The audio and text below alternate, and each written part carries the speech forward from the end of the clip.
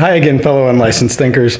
So today I actually have two topics, but they're very closely related. They both fall under the umbrella of co-creating, and more specifically, intentional co-creating. So those of you who are those intentional co-creators and not creating your reality, your situations by default. If you are doing that intentionally, you'll definitely want to pay attention to the second part, because you'll see that is how we are misusing co-creation a lot. And those of us who are doing intentional co-creating are actually adding a lot more to that misuse than anyone who is doing it by default. So just want to make sure to stick around for that second part. The first part is a lead into that, and you'll see how they tie together. So the first part is going to be about how we limit ourselves in our creation of our reality. And the placebo effect is where, you know, they give you a sugar pill instead of an actual medication or something like that, and you still get better. Well, that placebo effect, it proves that our mind can control the physical, so that this consciousness of ours can control the physical world. It can have some effect on it. You might say, well, that's just our body. Yeah, but once that jump is made from conscious to physical, then there isn't really a reason why it would stop at the body. Unless you're a materialist, in which case a couple of days ago I made a video about that. Go check it out. Materialism versus panpsychism. So why do we limit some of our creation? Why do we hold back on some of this creation? So we know that it can be done because the placebo effect is a documented, verified thing that happens all the time.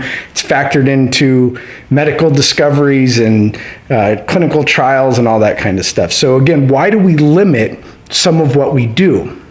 Now we can see that healing does occur. People will change their mindset, so to speak, and they'll get rid of illnesses or just diseases or whatever that they might have. So why don't we do the exceptional? Why don't, and I'm not just talking about healing, I'm talking about more than that. I'm just kind of relating it all to the placebo effect because, again, that's a documented thing. So why can't I just walk out into a pasture and grab a horse and pick him up and hold him up in the air? Well, that would be exceptional. Why can't I fly? And that would be exceptional. Why can't I regrow a limb? So if a limb is gone, why can't I just have it come back? I mean, if I'm able to control my reality and I'm able to control the physical world through my consciousness, one would think I could do that, or that I could live forever, or that I could turn gold into wine, which is possible, by the way. You could buy wine with gold. So, but to physically transmute it would be a whole nother thing. So there's a couple of factors as to why we don't do these things. And that's, number one, is that we are co-creating reality. That means that we are working together. There are 7.5 billion people on this planet that are working together to, I guess you could say, decide what reality is, to create what reality is. And if most of those 7.5 billion say you can't fly or you can't live forever, then in order for you to fly or to live forever, you're sort of trying to push your reality onto all of them. You're sort of like competing with them in that creation of reality. And so that's going to be really difficult. If it was just me and one other person, I might be able to push my version of reality a little bit stronger than they do. But when we're talking about 7.5 billion people, that gets a little hard. So that's why you don't see people flying, is because 7.5 billion people, for the most part, have decided we can't fly. We can't live forever. We can't pick up a horse with one hand. And so number two is we have a fear of standing out in some weird way. And this comes from back when we lived in small tribes, small villages, and being ostracized from that tribe would almost mean certain death, because that being weird, they would say, oh, get rid of them, they're a witch, they're a warlock, whatever, we need them out of the village. And then you don't have the resources of the village to help you survive, and so you often don't live very long. So we have this fear that holds us back. We don't want to be that exceptional thing, because then we might die. That's basically what our brain says, is don't be outstanding, don't be weird, because then that's certain death for you.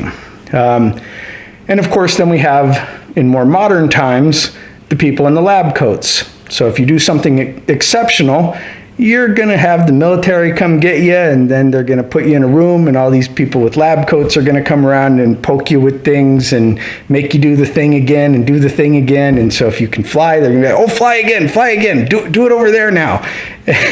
So we don't want to have that. So we have a fear of that happening.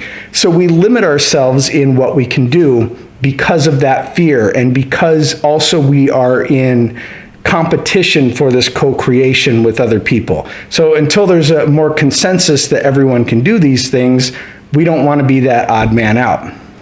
All right, so the second part, and this is what I was talking about for all of the intentional co-creators. This is really important as to what's going on in the world. And so how is it that we are misusing this co-creation without realizing it? And so, like, a lot of times we think we're doing good in the world, but are we though? So we all know the phrase, energy flows where attention goes. And so it means that which gets the attention of especially the intentional co-creators like us, it has more energy to become our reality that we all live in. So that energy is flowing where our attention goes, and especially if you are making an intention to do something, be it good, bad, whatever, not judging here. And so then also, we both find what we're looking for and have our attention on, and we create what we're looking for and have our attention on. Excuse me. So that's to say that that energy is going into us noticing these things and creating these things. So that energy is flowing into where our attention is. So it's saying you find what you're looking for and you create what you're looking for. And this finding what you're looking for is the observer effect. So if I buy a new car, I'm going to see that car everywhere. If I learn a new word, I'm going to hear that word everywhere. Like it just magically appeared into the universe and like it never existed before. Now all of a sudden it does. Like, how weird. Did people say that word before and I just didn't hear it? Or are people saying it now because I know it? Really weird. But you find what you're looking for and you create what you're looking for. And so how do we misuse this? So let's say with what's going on, there's this dangerous virus. Okay, well, our attention's on, oh my God, dangerous virus, we're all going to die. What's going to happen? Well, that's where our attention's going, right? So what happens? Energy flows there. Energy flows into dangerous virus. So what happens if we say, we can survive this, we're going to be okay, we're mostly safe, whatever you want to call it, we're all right, things are going to be fine. What happens when we put our attention there? Do we create that? Is that what we're looking for? Is that what we find? Is that things are mostly safe? Is that what we observe? Is that things are mostly safe? What about something like people being oppressed for whatever reason? We'll say color of skin, class, sex, whatever it might be. They have this view of oppression. So they're looking for oppression everywhere. Their attention is going into oppression. They're seeing oppression. They're creating oppression by putting their energy into it. And so what could you do instead? You could look at, oh, look at how wonderful things are nowadays. Look at how things have improved. Look at how fair things are now. Look at how everyone is treated equally now. Look at how much equality there is. And you're free to disagree with that. That's not really the point of what I'm saying. What I'm saying is that your energy is going to go where your attention does. And so what do you want to look for? What do you want to see in the world? What do you want to create in the world? Do you want to create oppression? Great. Put your attention on oppression. Do you want to create equality? Put your attention on equality. And that doesn't mean I'm going to create equality because there's oppression. That's still putting your attention on oppression. You want to put your attention on equality. Oh, look, there's more equality. I just saw equality over there. Look at those people hanging out. That must be equality. That must be love. That must be fairness. And so that's where you want to put your attention. If you're trying to create fairness because you see oppression, then you're still focused on oppression. So another big one, and I'm sorry, it's not a disagreement or an agreement. I just really hate this term, but I have to use it anyways. And it's one of the two, so it's like global warming or climate change. They're very non-specific. I don't like them. I like things to be much more specific and say exactly this is happening, but that's just me. Again, you can like them or not. It doesn't matter. That's not the point. The point is that when we focus on, is there climate change? Well, okay, so the climate changes all the time. We know that. But what is your attention on? Is your attention on things getting destroyed in the environment? Or is your intention on looking at all of the beautiful places in the world that are thriving and surviving and look absolutely gorgeous? So are you looking at that stream that has some garbage in it? Or are you looking at all of these huge swaths of land that are absolutely gorgeous and lovely and you could go and spend a lifetime meditating in or whatever? Those exist.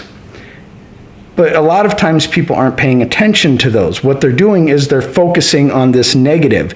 And so they're co-creating. They're helping one another create this negative environment where things are being destroyed, things are being ruined.